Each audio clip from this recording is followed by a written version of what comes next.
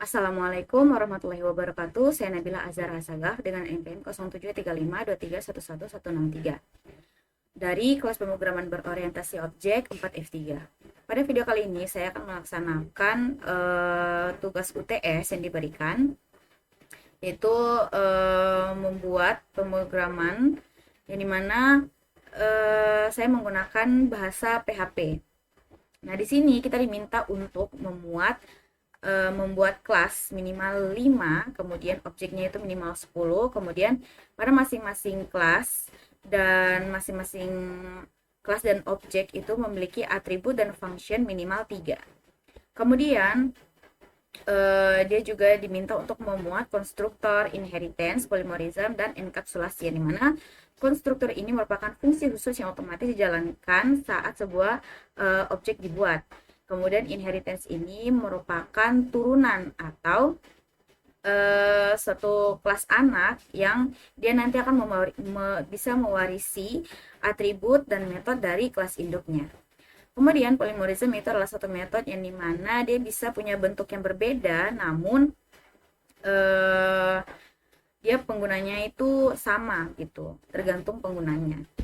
Nah, selanjutnya enkapsulasi, yang dimana ini konsep menyembunyikan atribut kelas atau dia tuh menyembunyikan data ya dari luar kelas, yang dimana hanya bisa diakses melalui metode khusus menggunakan code getter ataupun setup. Kita langsung saja pada blok kodenya. Sini sudah saya buat memang kodenya, saya akan menjelaskan.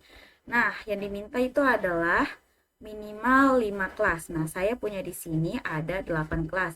Pertama ada kelas pembayaran, kemudian kelas bayar tunai, dan kelas bayar saldo. Nah, dua kelas ini merupakan turunan dari kelas pembayaran, yang mana dia menggunakan extend. Berarti dia menggambarkan kalau kelas bayar tunai ini tuh merupakan turunan dari kelas pembayaran. Begitupun pada kelas bayar saldo. Dia ini menggunakan extend, yang artinya dia merupakan turunan dari kelas pembayaran. Oke, lanjut pada kelas selanjutnya kita punya kelas pengguna. Nah, kelas pengguna ini juga punya turunannya, di mana dia punya turunan kelas penumpang dan kelas pengemudi.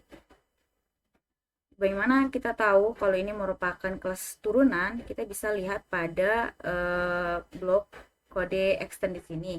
Yang berarti dia menggambarkan kalau kelas ini tuh merupakan turunan dari kelas pengguna, sehingga nanti atribut yang terdapat pada kelas pengguna dapat digunakan pada kelas turunan penumpang maupun turunan pengemudi.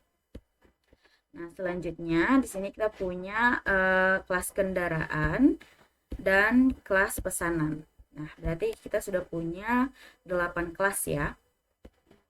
Nah, saya akan menjelaskan terlebih dahulu dari bagian pertama ini. Nah, pada kelas pembayaran ini dia telah memuat atribut metode, yang mana dia sudah memiliki beberapa function di dalamnya dan juga konstruknya. Berikut.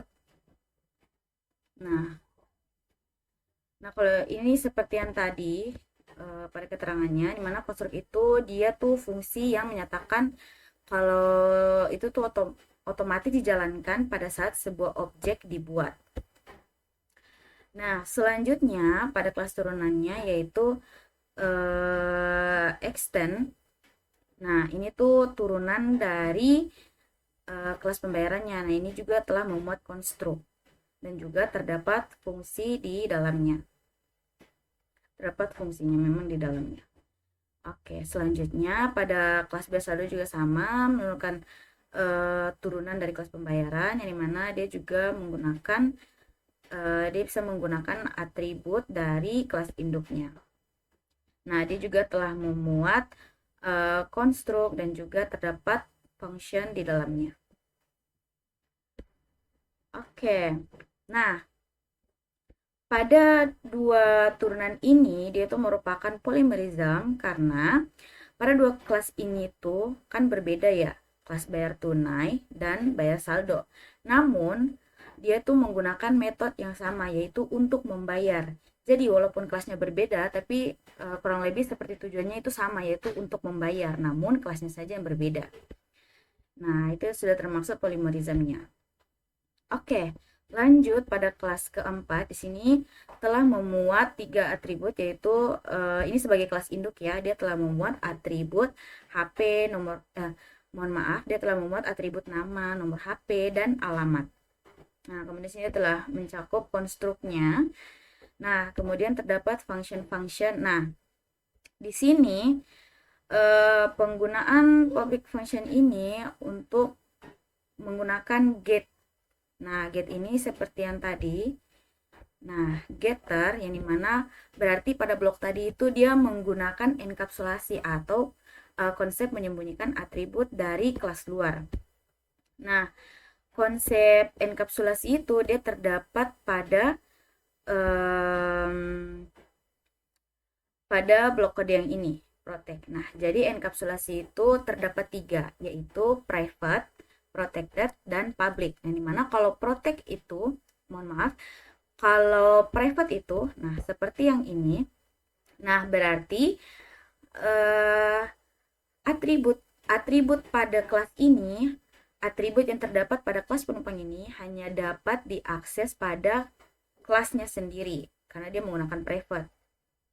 Jadi nanti dia akan menggunakan get saldo, dia menggunakan get agar nanti nilainya dapat misalnya dipanggil seperti itu. Nah, untuk protect, ini itu dia digunakan agar nilai dari atributnya itu dapat digunakan pada kelas turunannya. Nah, 2 kelas turunannya ini, turunan penumpang dan pengemudi. Jadi makanya dia menggunakan protect. Nah, sedangkan kalau kita menggunakan public, nah itu berarti dia dapat diakses dari dalam kelas itu sendiri, kelas turunannya maupun kelas yang dari luar. Nah, berarti kelas ini juga dia memuat enkapsulasinya ya. Dapat dilihat dari sini terdapat protected, berarti atribut atau metodenya dapat digunakan pada kelas itu sendiri maupun pada kelas turunannya, pada kelas turunan bayar tunai maupun bayar saldo. Nah, sedangkan pada kelas bayar tunai dan bayar saldo itu menggunakan pada bayar saldo ini dia menggunakan private. Nah, berarti pada atribut bayar saldo ini terdapat atribut bayar saldo yang hanya digunakan pada kelas ini sendiri. Oke, selanjutnya pada kelas pengemudi. Nah, pada kelas pengemudi dan kelas penumpang ini dia mewarisi atribut dari kelas pengguna, yaitu atribut nama, nomor HP, alamat. Nih ya, atributnya. Atribut dari kelas pengguna. Nah, dia juga sudah terdapat konstruknya. Oke, kita lanjut pada kelas kendaraan. Di sini dia terdapat atribut jenis, warna, dan plat. Nah, dia juga memuat konstruk dan fungsi-fungsinya di dalamnya. Nah, di sini dia menggunakan get karena pada kelas ini dia memuat enkapsulasi. Yaitu dia menggunakan private. Nah, berarti atribut ini tuh dia hanya digunakan dalam kelas ini saja. Lanjut pada kelas pesanan. Nah, di sini juga terdapat atributnya, yaitu ada penumpang, pengemudi, kendaraan, dan jarak. Nah, dia menggunakan private juga, berarti atributnya ini hanya digunakan dalam kelas ini saja. Dan dia juga sudah terdapat fungsinya dan konstruknya. Nah, lanjut pada objeknya. Nah, objeknya di sini kita buat ada objek motor, mobil, driver 1, driver 2, ada bayar tunai, bayar saldo, dan objek nama, penumpang, pilih, dan pesanan. Nah, nanti di sini juga dia memuat tampilan outputnya nanti. Nah, kurang lebih seperti itu penjelasan dari saya. Kita langsung saja untuk menjalankannya. Nah, di sini dia meminta inputan. Nah, sama seperti di sini, dia meminta inputan. Misalnya saya mengisi nama saya, Nabila. Nah, maka dia akan membalas, "Halo Nabila, pilih kendaraan yang akan saya pesan." Misalnya, mohon maaf.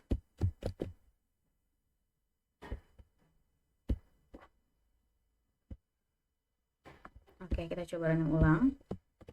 Isi Nabila. Nah, dia menampilkan, "Halo Nabila, pilih kendaraan yang akan saya pilih." Nah, saya ingin memesan motor. Nah, setelah saya masukkan pilihan, dia akan menampilkan bahwa saya mendapat driver Pak Budi dengan kendaraan motor merah dengan plat nomor berikut, kemudian jarak yang akan ditempuh sampai kepada tujuan adalah 5 km. Nah, tarif yang diminta itu adalah 10.000 sekian. Nah, tinggal nanti saya pilih nanti apakah saya akan bayar tunai atau saya bayar secara saldo. Nah, begitupun kita coba misalnya saya ingin memesan, saya ingin menaiki mobil. Kita pilih opsi kedua. Nah, berarti dia menampilkan kalau saya mendapat driver bernama Ibu Sari dengan kendaraan mobil berwarna hitam dengan plat sekian. Kemudian jarak yang akan saya tempuh sampai ke tempat tujuan adalah 8 km. Kemudian tarif yang diminta ialah sekian-sekian. Ya, baik, kurang lebih itu saja penjelasan dari saya. Lebih dan kurangnya saya mohon maaf. Wassalamualaikum warahmatullahi wabarakatuh.